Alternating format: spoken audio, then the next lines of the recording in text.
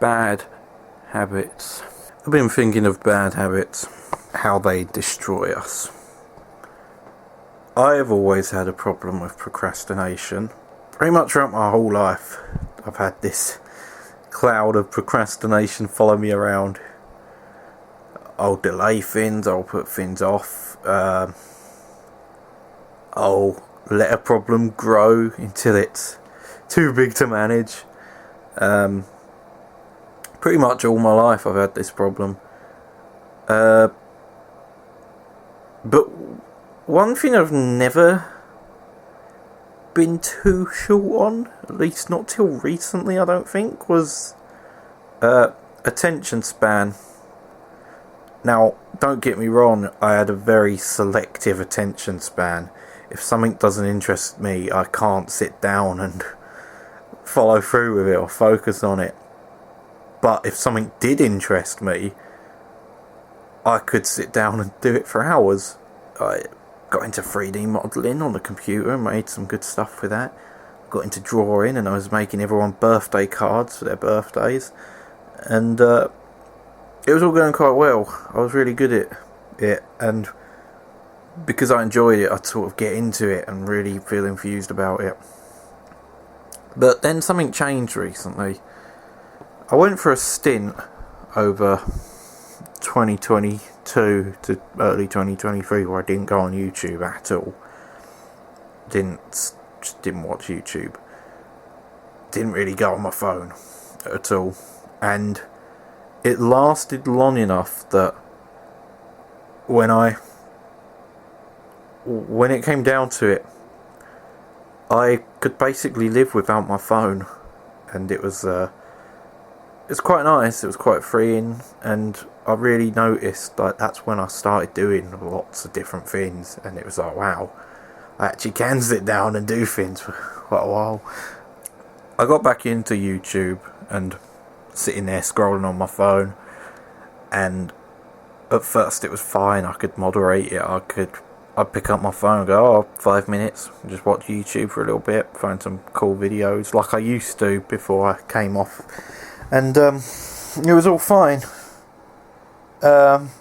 Somewhere down the line, though, something changed, and it became a problem.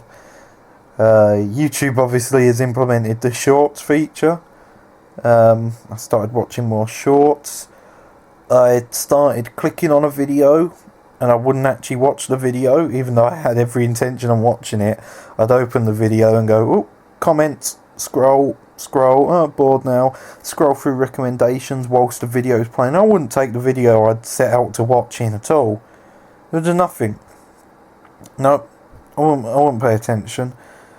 And it started to become a bit of a problem, because these sort of habits seeped into my everyday life, even outside of YouTube. So if I sat down to do something, I'd start looking for other things to do whilst doing it, if that makes sense. So like, rather than focusing on this drawing I've set out to do, I'll just I'll sit there thinking about it and fiddling with something instead, with the blank page, or in my case iPad, open in front of me. And it has become a bit of a problem, because now I've got this procrastination issue, which I've always had, an inability to focus on things that don't interest me, which again I've always had, but now it's combined with this sort of amazing inability to actually sit down and pay attention to anything. It's like, what? That didn't really exist like that before the phone. Well, I've always had a phone in my life, that's the thing, but something has changed recently in the way these apps work and the way the algorithm works, which has just messed with my brain. And I think it's doing that to everyone. I don't think it's just me, I think it's everyone. So we're living in this world where you're followed around by a tiny device that's always there for you, It's your best friend. Anytime you're bored, you have this whole world open to you. YouTube, TikTok, Instagram, you can just pick up your phone, it's all there. Ad breaks on the telly, phone. Sitting here in public, bored, library, waiting for a train, waiting for a bus, who knows? Phone. It is always there. It's always there.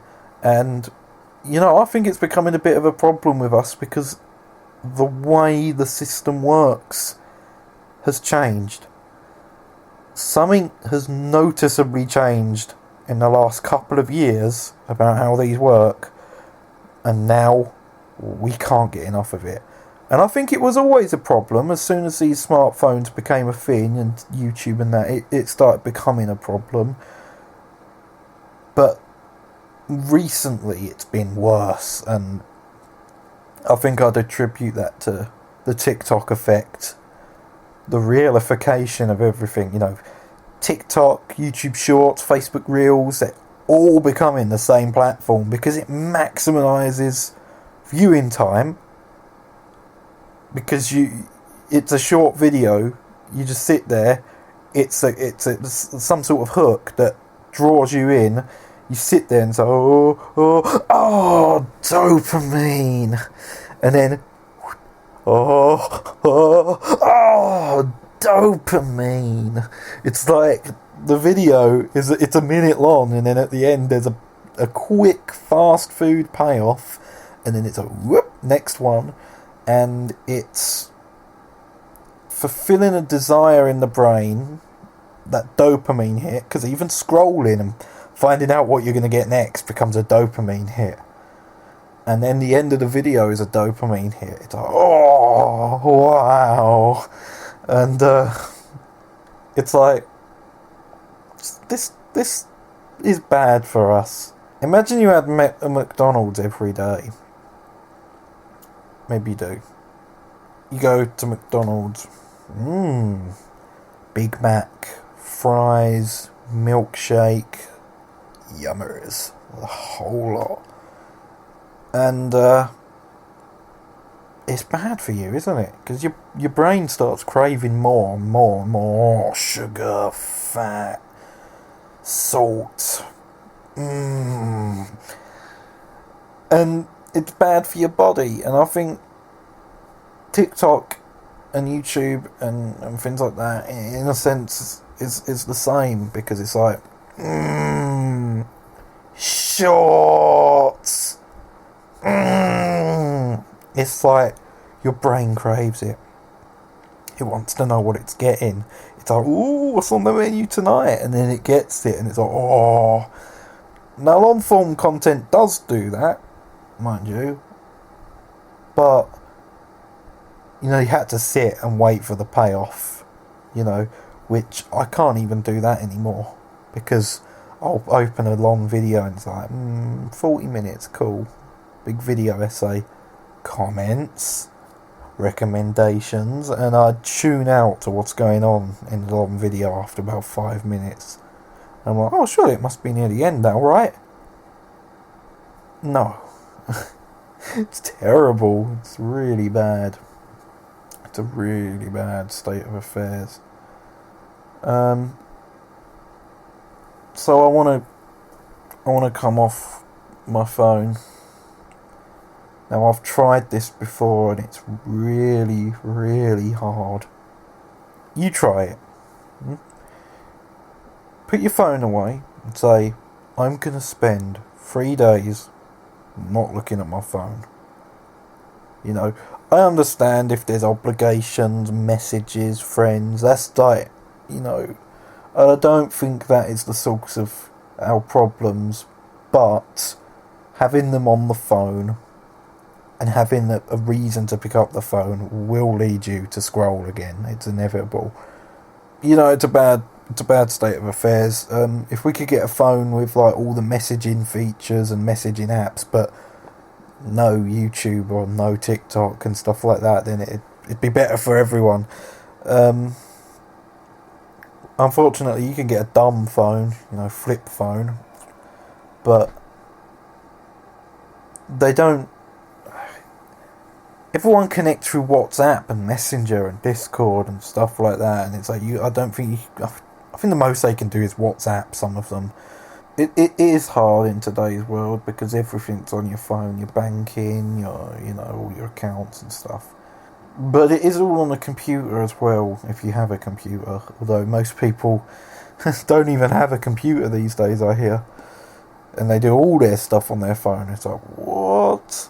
But there is that, and a computer just, unless it's a laptop, but again, it's quite big, isn't it? Cumbersome. Well, not anymore, but that lets you, it puts a stop to it because it's not a tiny device you can carry in your pocket. Desktop PC, you're not going to lumber that around, are you? Laptop, you carry it around, but it's like, you can't bring it into the bathroom with you, can you? Well, I don't know, I bet some people do, but I've made a vow to... Not a vow. I don't really know what to call it, because surprisingly the language you use around these things can sometimes influence whether you're going to stick with it or not. A vow, a plea, a promise, I don't know, sometimes the language you use is like, well, on a technicality, I said this, I said that, like, the brain can find amazing ways to justify why it does the things it does. The brain finds amazing ways to justify what it does and the things it does and the excuses it can come up with to say, oh, well, actually, it's at this, at that, and that's a problem because I've definitely done that in the past when I've tried this before. I've gone, okay, I promise to not look on my phone unless I have to, and then it's like, but I'm bored, I have to look at YouTube, I have to, you know what I mean? So it's like, you have to be careful with the language you use for yourself sometimes. I always see it like a legal document where, like, legalese, legal documents, legal talk, they have to be really specific about the wording and technicalities and stuff like that, because it's like, yeah, people do find loopholes around these things, and the brain is surprisingly good at that, especially with the promises you make yourself, and the promises you say, oh, I'm going to do this, I'm going to do that, and then you don't, I am going to, again, I try, I don't know, I haven't worked out the language to use yet, because as I say, you have to be so careful with yourself, because you will find excuses. I haven't found the right words yet. Try, promise, maybe it's not a case of finding the right words, maybe you just need to do it, but all you do have to do is find a habit to replace the bad habit, reading, or get a little fidget toy or something.